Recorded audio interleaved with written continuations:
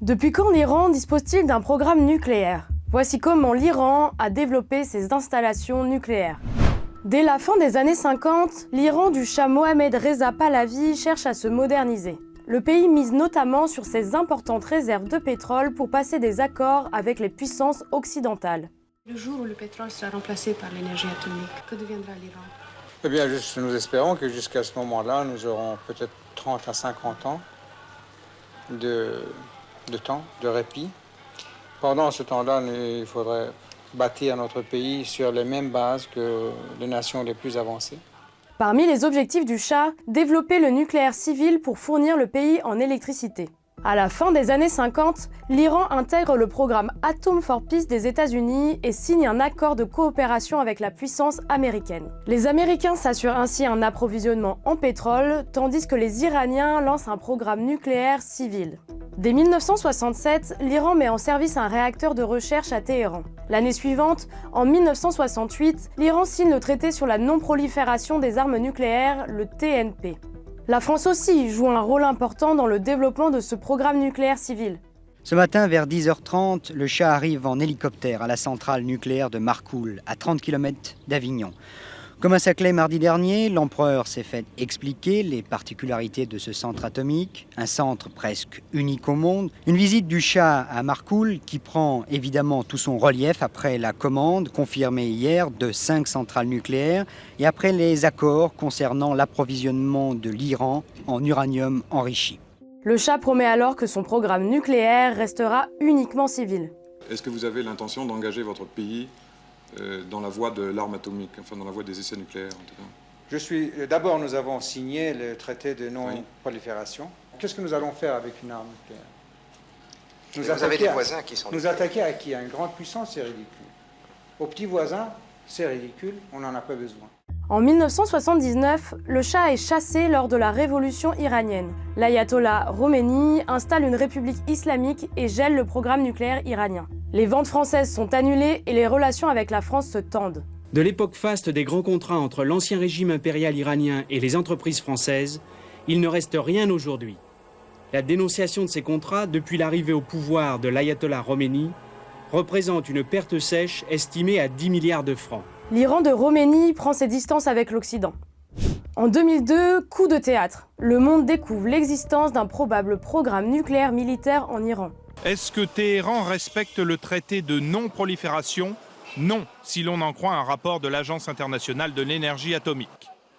Aujourd'hui, il s'agit pour les Nations Unies de faire accepter par l'Iran des inspections sur les sites nucléaires. Les Iraniens acceptent la visite des inspecteurs de l'Agence internationale de l'énergie atomique. L'AIEA y découvre des installations anciennes. Cela fait maintenant presque 2 ans que nous avons découvert l'ampleur du programme iranien qui ne nous était pas connu et qui a commencé il y a près de 20 ans, en 1985, particulièrement dans le domaine de l'enrichissement de l'uranium. Nous avons découvert des particules d'uranium légèrement et hautement enrichies qui n'étaient pas compatibles avec le programme qui nous était déclaré. Depuis, les Iraniens ont accepté plus de 700 visites d'inspecteurs de l'AIEA. Néanmoins, la transparence reste encore loin d'être totale. On ne peut rien voir. Dans 3 sites, 3 installations, nous sommes arrivés après que ce qu'on espérait y voir ait été démantelé. Les Européens, les Américains et l'Iran entament des négociations. De premiers accords pour limiter l'enrichissement de l'uranium sont signés en 2003 et 2004. En 2005, avec l'arrivée au pouvoir du président Mahmoud Ahmadinejad, l'Iran enfreint ouvertement les traités conclus quelques mois plus tôt. Le 11 avril 2006, il affirme devant les caméras que son pays a rejoint le club des pays disposant de la technologie nucléaire. C'est la semaine dernière que la tension est montée d'un cran entre l'Iran et le reste du monde. Téhéran a affirmé avoir réussi à enrichir de l'uranium au stade industriel. George Bush n'exclut aucune option pour empêcher l'Iran d'avoir l'arme nucléaire. Toutes les options sont sur la table. Nous voulons résoudre ce problème par la diplomatie et nous travaillons dur pour cela.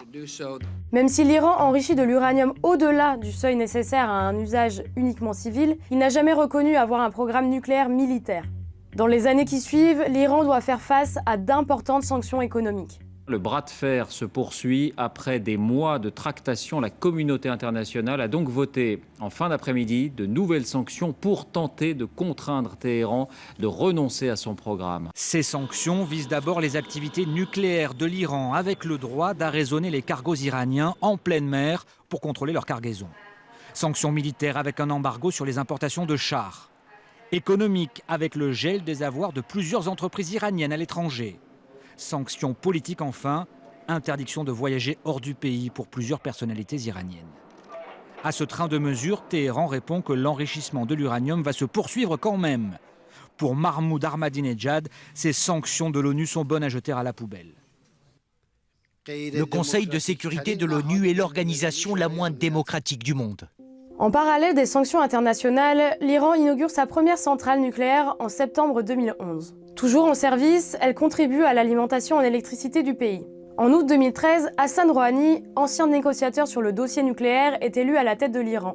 Dès la fin novembre 2013, un accord préliminaire est conclu entre l'Allemagne, la Chine, les États-Unis, la Russie, la France, le Royaume-Uni et l'Iran. Enfin, le 14 juillet 2015, un accord historique est conclu. Voici la photo de famille que tout le monde attendait depuis plusieurs mois. Des sourires échangés entre les représentants des grandes puissances et le ministre iranien des Affaires étrangères. Concrètement, l'Iran s'engage à ne pas développer d'armes atomiques en échange d'une levée des sanctions internationales, un engagement rappelé comme une évidence par le président iranien.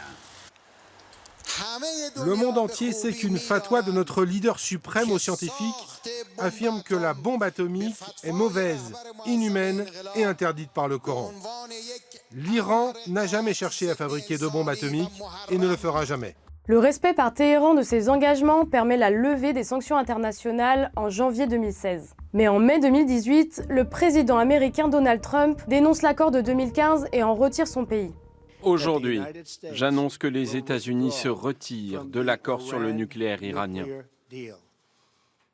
Dans quelques instants, je vais signer un décret présidentiel pour rétablir des sanctions américaines contre le régime iranien. À partir de là, et dans un contexte géopolitique de plus en plus tendu, l'Iran annonce reprendre ses activités d'enrichissement au-delà de ce que permet l'accord de 2015. Jusqu'où l'Iran va-t-il poursuivre son programme nucléaire ? La République islamique a franchi un stade jamais atteint selon l'AIEA. Le gendarme du nucléaire a détecté des particules d'uranium enrichi à 83,7%, c'est-à-dire juste en dessous du seuil de 90% nécessaire à la fabrication de l'arme atomique. Malgré les pressions, malgré les sanctions, l'Iran accélère son programme nucléaire depuis 2019. Le pays va-t-il se doter de la bombe ? Les autorités continuent de le nier. Dépasser largement les niveaux autorisés lors des précédentes négociations serait plutôt une provocation, selon cette chercheuse.